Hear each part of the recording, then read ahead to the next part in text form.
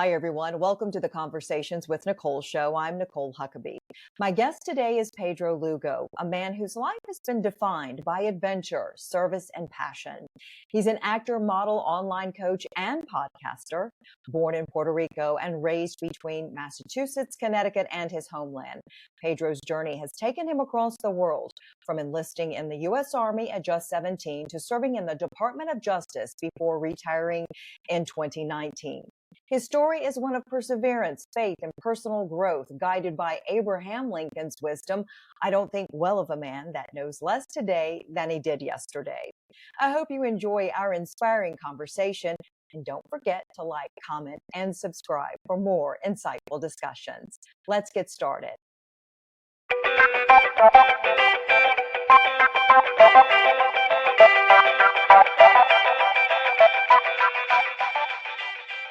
Hi, everyone. Welcome to the Conversations with Nicole Show. I'm so happy to welcome Pedro Lugo to the show today. All right, let me do that again. 3, 2, 1. Hi, everyone. Welcome to the Conversations with Nicole Show. I am delighted to welcome Pedro Lugo to the show today. He's an actor, model, online coach, and podcaster, and so much more. Pedro, good to see you. Good to see you, Nicole. It is a pleasure to be here. Thank you for the invitation. I watch your show when you put them up there. I love to watch your conversations and all those things that you have going on. I really do enjoy those. Blessings. Thank you for saying that, because my goal is to have meaningful conversations, have conversations that inspire and motivate people, or maybe they learn something along the way. You and I had an opportunity to meet on set. We were filming an industrial at Milliken in Spartanburg, South Carolina, and we connected as we're sitting there doing a lot of hurry up and wait. And so I reached out and I said, hey, I want you to come on my show. And you said yes. So I'm so thankful we met, and I'm thankful you said yes to coming on the show. Your story is amazing. So you were born in Puerto Rico. So tell me about being born in Puerto Rico, coming to the States, and your journey from there. Oh, yeah. I was born in Puerto Rico in the East Coast, and really the West Coast. Mayagüez is a small town. Not a small town. It's the biggest town on the west side of Puerto Rico. And then we moved from there. We lived in another town that's called San Germán. San Germán is a very unique kind of town, because San Germán was supposed to be the capital of Puerto Rico, not San Juan. It has one of the oldest churches in the northern hemisphere. The town is, this church is very, very old. It's been there. I only lived in Puerto Rico at that time for 6 months before my parents decided to move to the United States. And we moved to Hartford, Connecticut, at the beginning. But for the next 10 years, we moved back and forth from either Hartford, and we moved back to Puerto Rico, where we lived in Puerto Rico is a small area that it was only family. We had our house. My grandmother had a house next door. My uncle had a next door house, and my other cousin and uncle, and the entire neighborhood. Once you walk this hill, everybody there was family. Cousins, aunts, everybody in the neighborhood was family. So that was very unique, because it didn't matter where you went, you ran into somebody. You had to behave. If you misbehaved, they'll be calling you. My great-grandmother had a lot of influence on me, because as a child, I was very sick. I had some gastro problems, and the doctors couldn't find it, couldn't just solve my problems. And she went old school and took care of me for several years until I got way, way better. So that was a big connection there with her. Yeah. Like I was saying, we moved back and forth to the States. Eventually, we ended up living in Springfield, Massachusetts, till I was in the 3rd grade. Then from there, we moved back to Puerto Rico. In Puerto Rico, we started school. I started school in 4th grade, and I was lost, because I spoke English, and everybody called me the gringo.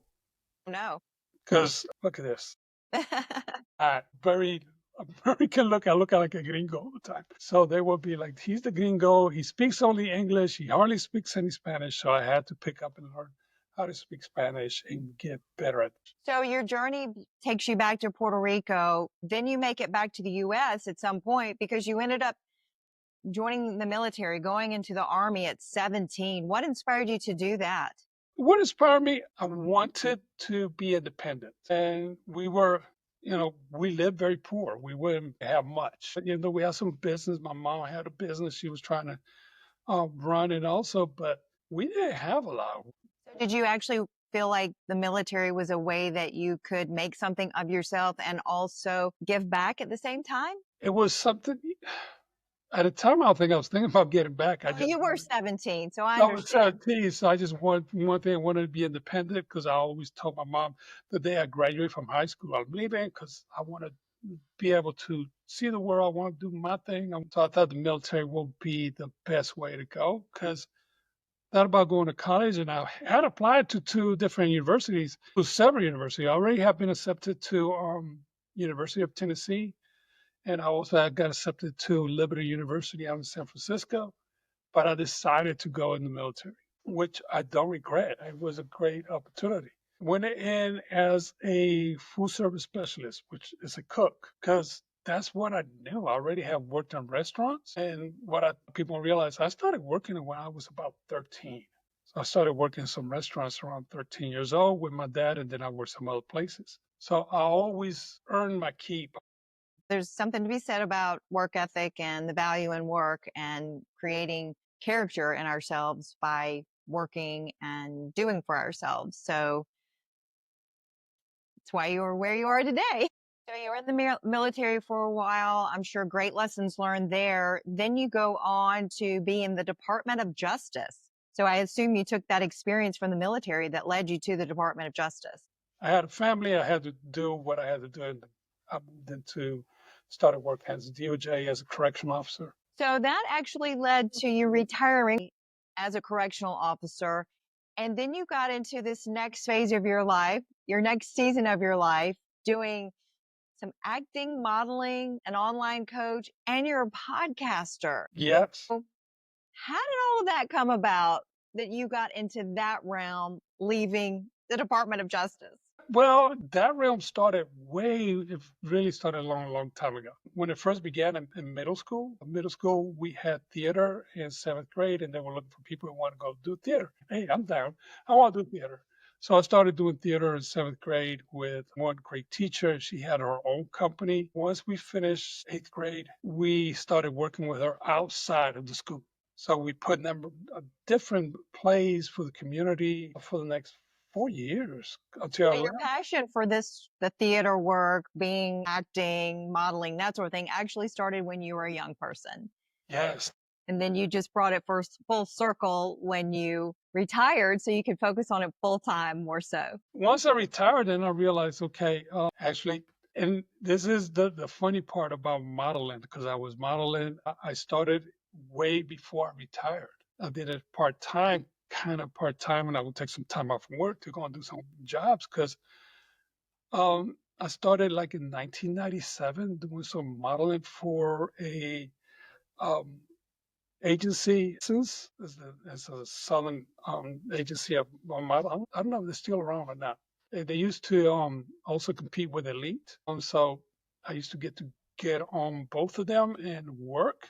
And I was still working. A lot of people didn't know that. I didn't share this to a lot of people. I worked to one of my friends, took his oldest daughter to the agency. And they are sitting in the agency and they're looking through the books. And I'm in the book. My headshots and all these other things are in the book. And they are like, did you know? We didn't know. So he comes back to work and said, well, we didn't know you were doing this. I said, yeah, I've been doing it a couple of years now. Okay. So they make fun of me, Mr. Pretty Boy, modeling agent. So we had a great time about it, but I did it. Not everybody knew it. But once I got out, I retired. I was able to take this more of a full time, started working some commercial work. I continued to do some modeling, but then I ran into another ex-military guy that was working as a coach. And we spoke and he said, listen, I need a coach. I need some coaches. I need some good people. Would you be interested in doing some coaching for students in the modeling business? Want to know about modeling? Maybe want to know about acting? Can you work with me? We'll give you everything that you need to know. And I said, yeah, sure. And what made so funny, Nicole, a couple years before retirement, I've been thinking, what am I going to do after? Yeah. And I was thinking, I want to teach. I want to teach. This is something that I did at work. because I did teach. I taught in my job. One of the things I did, I taught Spanish language, which it took me to work with a number of people in the DOJ, from the FBI to Secret Service to U.S. Marshals, teaching them Spanish. So I was like, I want to, I enjoy being in front. I enjoy teaching. I love watching the reaction of people when they learn something and they get it. So I was like, I want to teach. And this opportunity came, just fell on my lap. And I was like, yeah, let's do this. I love the quote that you live by, Abraham Lincoln. I don't think well of a man that knows less today than he did yesterday. Talk a little bit about that. It seems to be something that you've lived your whole life and continue to live. And how might that inspire others? Oh my God, I love that quote. It's stuck with me. I used to go to the store to eat at lunch when I was in school. Sometimes we snuck out, we went to get some lunch, and the store, the owner had that sign on the side of the wall. I don't think well of a man that knows less today than he did yesterday. And I would read it, I'm like, then it dawned on me, oh my God, I got to learn something all the time, or just inspire, or do have something in front of me that I'm learning. And it stuck with me throughout the military. I was constantly learning. Then when I went to work for the DOJ, I was constantly learning. My friends always make fun of me because he said, you always got all these things going on. And you're always going to class. You're always doing this. You're always so busy. I say, yeah, because I have to be busy. And that really stuck with me. And something that I always keep in mind is I have to learn something.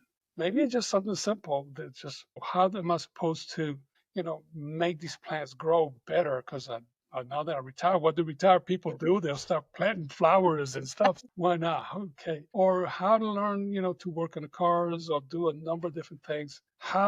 Now the things that we try to learn is how do we better ourselves every day? How do I make this a better place for me and those around me?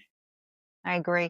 Where do you think that inspiration to always want to learn came from? Was there a person, just your environment, a multitude of things that were together to bring you to the point to make you who you are today, that wanted that desire to constantly be learning in your life's journey? My mom, Okay. she was always, I learned a lot from her when you look back, how to cook, how to bake, do a number of things. So she really inspired me. We would put on Soul Train and some of those other shows, and we'll be dancing. Soul Train. Yeah, we will be dancing in the in the living room.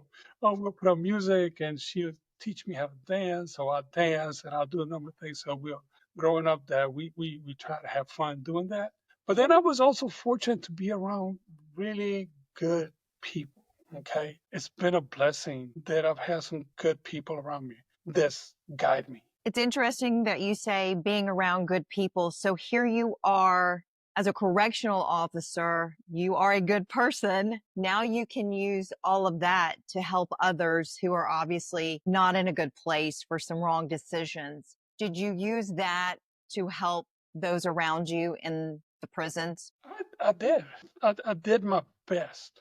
Yeah, of To be course. able to do that. Sometimes it didn't work out that way because it's a Right. prison. But for most part, I tried my best because I always realized, and one thing I would tell some other guys, they get mad or, oh, this guy did this. I said, that's fine. I know what he did, but I'm not here at this job to judge them at this moment. The judge did that. One of the things is here for me to keep them safe and secure, also work with the people that I have around me.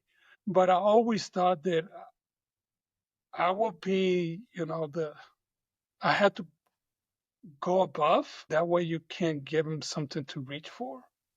Because if not, why was I there? Why am I there? What difference am I making on a daily basis if I'm not trying to make a change? Or if I'm going to behave just like them? It doesn't matter if I'm in prison or outside if the behavior is this. So I always try to behave and bring I would say kind of a level of my job a little bit above and beyond that I needed. Well, you were a positive influence and they needed to see that. They needed to see someone being good who could also be kind to them. And I think that's with empathy and kindness, you can reach people. Obviously, you had to keep your level of, I am still a correctional officer, but sometimes a little bit of vulnerability allows others to be a little bit more vulnerable, and then you reach their heart. So that led you to starting a podcast about inmates and how they changed your life. Talk about that. On the Count podcast, we started this a few years back. We the clubhouse app, and there I met another gentleman, and talking. I said, well, we should do a podcast together. That was my idea. And he had been in prison. He had a couple of things going on. So I started with him, and we were just going to use it as a two people podcast with different points of view and bring in some other people. We'll talk to them. But after a short period of time, it wasn't working out the time for either one of us.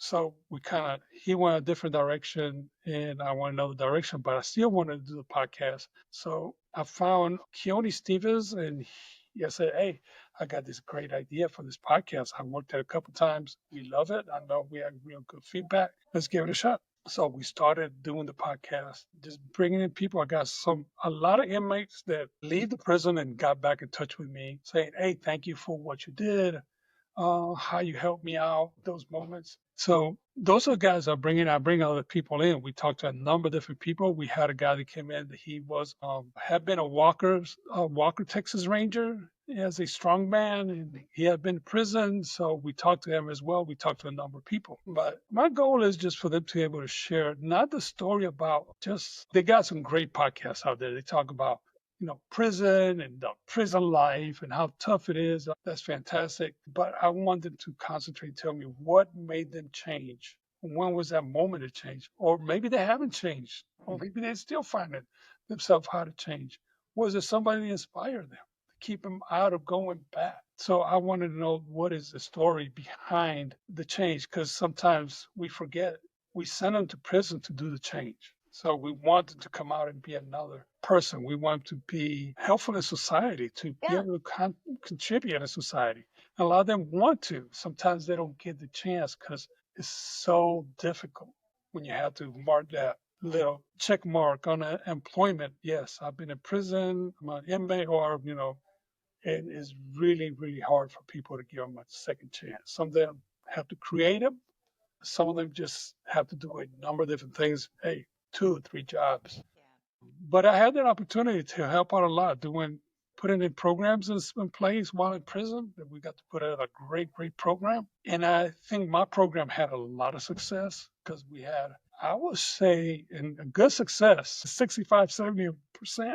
Yes. Of them that got out, used what we talked and did in the program to better themselves. And it's really, really worked out. So I was very, very pleased to hear those things. That's wonderful. What seems to be a common theme, or is there a common theme, common denominator among those who have been able to make the change? What do they say to you when they talk about, I was able to change and now my life is better? Or what do they say? The most common denominator, I would think, is the willingness to change. That's all it is. It's just the will to do it, to have a different life. The will to do it. I want to be able to offer something different to my family. Mm. I don't want to be what they told me I had to be. So that made a change, whether it was in prison because you met a number of people, or just when you got out, you realized the change. It's so funny because me as a lieutenant, I had to sign out a lot of people out. I got to sign their paperwork when they're leaving. And I had a number of questions I would ask them, are you ready to do this? Oh, yes. Do you have anybody outside of here? Do you have any money? What you've been doing the last 3, 4, 5, 10, 20 years? So I give them these questions. And by the questions and the answers, I would tell them, good, you're ready. Good, I'll leave the light on because you're coming back. You're not ready. No, I'm ready. I said, no. And a few months later, or even a year later, I would see them coming back. Be like, you were hard. I'm sorry. Yeah, because now you can't prepare. And actually, those guys also, our guys that made the change, they realized the change had to start as soon as they got it there. Yeah. Okay. Some of them don't want to change. I've known grown men that didn't want to change. I had one guy that I've been seeing him for years, met his wife. She's a lovely lady. And he finally gets out few months later, this is in Raleigh, actually in Raleigh, North Carolina. A few years later, I'm at Chick-fil-A. She's a general manager at Chick-fil-A's and stuff like that. And I run into her and say, "Oh my God, how you doing? And how is such and such doing?" That's hard. He's back in prison, and I can't be there no more. What is your goal from your podcast that you hope people will take away from listening to the podcast on the count that they will learn from? I wanted to see that not everybody coming out of prison wants to remain in that realm of doing those things. Okay. I was a gang member. I was dealing drugs. I was stealing. I was doing these things. Now I got out. I want to change, and I want them to be able to show the change that they're doing. And it might not be something like, wow, they went out and taken the world, because there are some other guys out there that have really done very, very well, businesses, and some of them are very quiet about it, but they have been in prison or they've done terrible things, but now they change and they're doing a lot of good. So I want them to share that change with other people. Well, I would say that when we hear people who have gone through those circumstances that are able to change, it should be an inspiration for those of us who haven't had to endure that tough of a life for a while to say, well, they were able to do it, then I can do it too. So they're being inspiring to us because their circumstances have been way difficult, more so than ours. But they're actually encouraging us, inspiring us, even though we haven't been in the prison system, by sharing their stories. Yeah, a lot of them are very, and what I think about is just not inspirational because they, like I said, I didn't go out and start a business. No, I know I got one guy that I've really followed for years, and we talked, and he has 3 kids that he really, really takes care of them. He wants to be the father that he didn't have growing up to his kids. And that is not inspirational enough for him to do what he's doing. Absolutely. I mean, like, wow, okay, I want to be the father to them that my father wasn't to me. So I'm like, that's a change, okay? And he does. He takes his kids. They look just like him anyway. He loves them. He takes them to different things. He's such a good guy. But then you look at when he was growing up, he's been shot twice. He was a drug dealer, went to prison several times, lost some family, but he's not that guy. It's like, what I hear is stories of hope. We have hope. There is hope. There's hope for good to come out of bad. And I love that. What's next for you, Pedro? What do you want to do now since you're always learning, teaching, doing something? Keep doing what I'm doing right now. Is just enjoying my retirement as best as I can. I love the online coaching because I tell the students, there's one thing that I love because I get to meet people from all across the United States. And the experience and the things that you get to see and share. And I also continue to work right now, commercial work, and I'm hoping to maybe this year at least do another part on a movie. I did a small part on the movie last year, and you just have to keep pressing forward and looking for those opportunities to learn. And certainly you're helping give others that opportunity to learn and to allow growth in their life by inspiring them from your experience and everything that you've learned and all the different jobs and things you've been involved in your life. We only touch a few things of jobs because I've been, while I was in the military, even though I was a cook, I did a number of different jobs. I ended up also being an amateur boxer for about 6, 7 years with the military. We traveled all over. Once I got out, I traveled a couple times in the United States because then I got into doing Taekwondo and traveled and did all the stuff. With my job, I did so many other things. I was in what it is, a SWAT team that we have for the Department of Justice. So we worked with them. I worked with them about 16 years of the time I was there. So I got to travel, do a number of things. I usually say this is kind of funny because when I started modeling, there was a magazine called International Male. Okay. And in that magazine, I did a photo shoot and hoping that I get the layout. But who was my competition for the layout? I don't know if you ever heard of Shamar Moore. I've actually met Shamar Moore, hung out with him. That's crazy enough. Was computer games more. He's just coming from the young and the restless. Uh, How can you compete? That was a tough one. So he gets the layout. I didn't get it. So I get the magazines sent to my house. Oh, you didn't get the layout, but we're gonna save some magazines for next year. This is not see Shamar's on there, okay? Years later, he's playing what is it? The SWAT team leader. He's playing that. He played SWAT right now. The SWAT Okay. team. So I'm like, oh, he's a team leader now on that show. I said to, and I tell sometimes, you see, he plays a SWAT team leader. I was a SWAT team leader for real. So, That's a I great just making story. fun of the whole situation. Opportunities comes and goes. So you just take a shot and do everything you can with whatever you got in front of you. I was going to say, as we close, what would be what you would tell people? And it's, you just said it, keep going, right? Keep going. Don't get discouraged. And I was talking to somebody last night as well. Don't get discouraged. Just keep doing the work. Oh, but I don't know. Well, are you studying? Are you going to class? Are you and it's more talking to another actor. Are you doing auditions? Are you doing this and this and that? Yeah, no. So you're working. You don't get discouraged. It's That's not right. about how old or how young you are. It's just about keep it going. Keep it going. That's so true. That's so true. Pedro, how can people connect with you? How can they follow what you're doing online or connect with you if they want to follow you on socials? Online, I have the On the Count podcast. Also have On the Count. It is. Let me make sure I have this right. Because I do have an email. I love people. Hey, if you're interested in being on the show, we have an email which is on the count podcast@gmail.com. You can contact me there and leave me a message. Or you can follow me on Instagram, which is my name with a G, Pedro G Lugo. That's my Instagram account.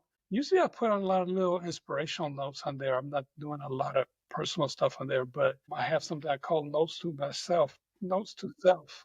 I love it. Be kind, be this, just something inspirational for the day. So I love inspirational messages. I love the quote that you are guided by from Abraham Lincoln. So many positive things have come from you, Pedro, and I really appreciate you taking the time to be my guest. I'm really glad that I met you on set of a commercial, and I hope I our am, paths cross again in person. And you always have a seat at the table on the Conversations with Nicole show as long as it continues. So thank thank you you. so much. Thank you so much. And I will say, life is a blessing. So take it for that. Every day is a blessing while you're here. Just try to be helpful, make the change that you want to see in other people. And that's the way I've always thought about. I just want to be a better person every day as much as I can. I say as much as I can because there are moments that we just can't. Okay. Prison taught me that. Yeah. Sometimes it's just like you have to take a stand or just sometimes you got to stop. But making a change for everybody is the goal. I love that. Well said, my friend. Well said. Thank you again. And that will do it for this edition of the Conversations with Nicole show. Until I see you again, I hope you have a great day.